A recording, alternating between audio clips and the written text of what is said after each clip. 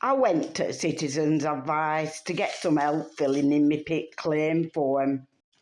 He says to me, "You need to keep a diary." I thought, do you know what's the point of that? Keeping a diary can be a massive help towards winning a PIP claim, and this video explains why. The video covers the following topics. What sort of a diary and for how long? How will keeping a diary help to win a PIP claim? What sort of information should you include in your diary? And finally, some hints and tips to help you to use your diary to win your PIP claim.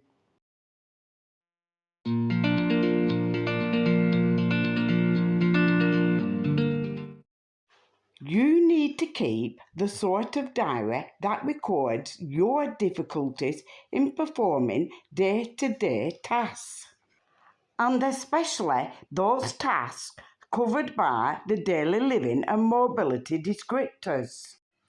The thing is that if you are to win those vital PIP points, you will need to give a very detailed account about how your health condition makes it difficult for you to meet the descriptors. Aye, I know, but it's going to take me ages. How long do I have to keep it for? That's a good question. For most claimants, a diary lasting 7 or 14 days will usually suffice. That said, those claimants that have health conditions that go into remission, meaning that they don't always have the symptoms, may need to keep a diary less often but for a longer period of time. Alright, I might be able to hack keeping a diary if it's just for a few days. But what stops it from being just a waste of time?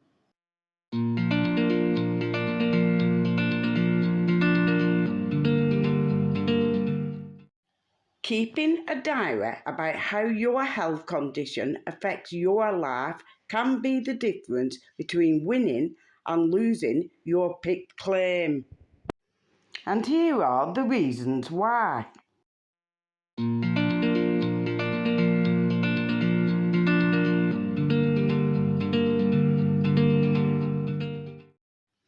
During the assessment process, the assessor must justify the points they award against every descriptor by referring to the evidence. In that regard, it's important for you to remember 2 things. 1. What you say or write in your diary is evidence. 2.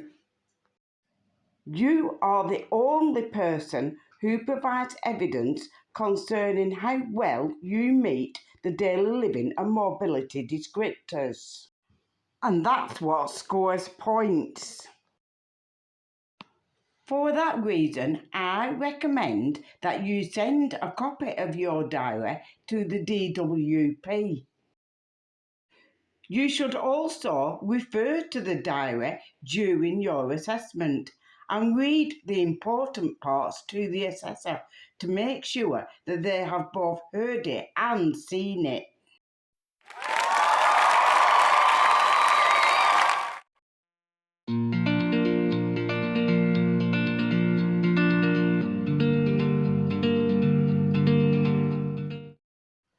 It's surprisingly common for disabled people to become so adept at living with their health condition that they forget how badly they are affected. But that's no good if it means that they forget to tell the assessor about something important. Keeping a diary will help you to think about everything that hampers your ability to meet the daily living and mobility descriptors. And you will have more to tell the assessor.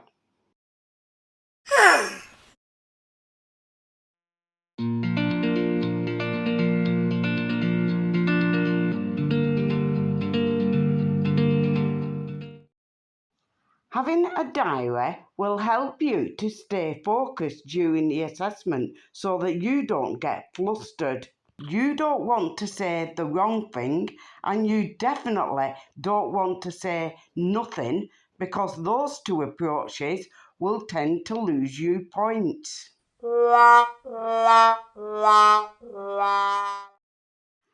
I recommend that you use your diary as a comprehensive set of notes during the assessment. This will help you to give a detailed and solid account of all your difficulties. And that's likely to be a point winner. Yeah, well, that's all fine and dandy, but I don't know what to put in it. What's supposed to be included?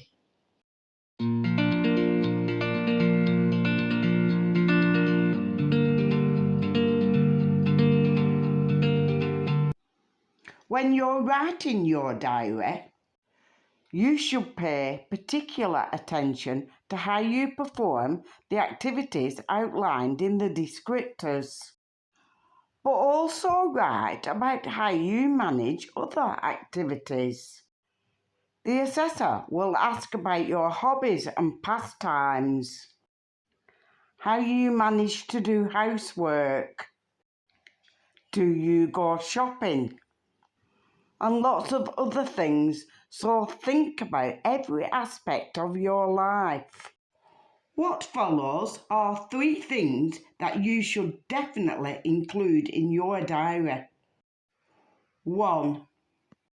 You should include lots of examples and anecdotes in your diary, because sharing your lived experience makes you easier to understand and you come across as more authentic.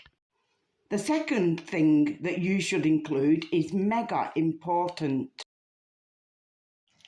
Let's first look at what's important, why it's important, and how keeping a diary can help. The assessor can only award you points under the descriptors if the symptoms hamper you for the majority of days. In other words, more than 50% of the time. You will not be entitled to the benefit unless you can satisfy this requirement.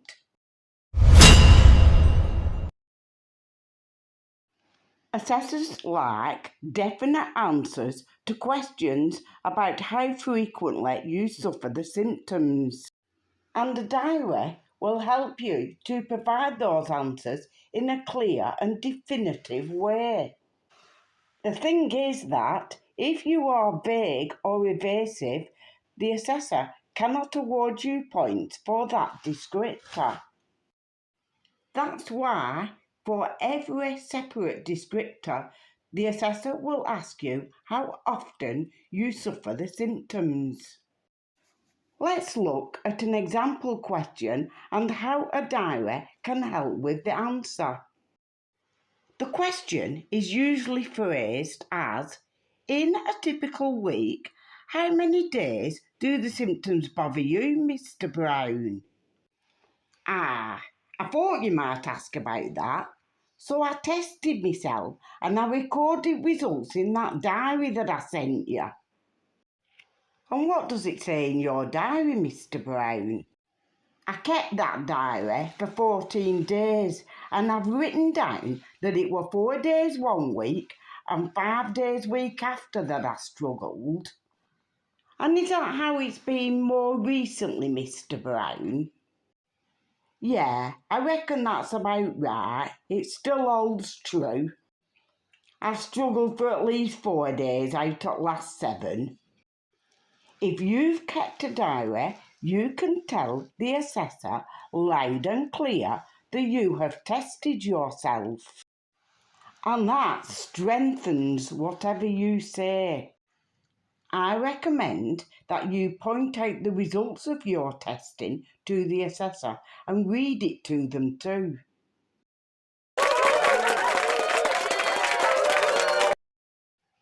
In a similar way, those people claiming the mobility component of the benefit should record the results of a walking test in their diary. For more information on conducting a walking test, watch this video. So what's the third thing that should be included in your diary? For each descriptor, you should record how long it takes to perform the activity. You may win points if it takes you more than twice as long as an able-bodied person. You should also use your diary to record the details of any accidents you have. You can win points if you can't perform a descriptor activity safely. Now let's summarise the key points of this video.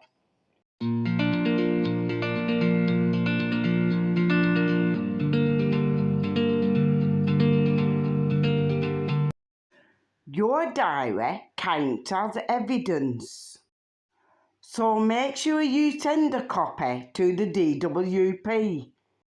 Write down everything that affects your ability to meet the daily living descriptors or the mobility tasks.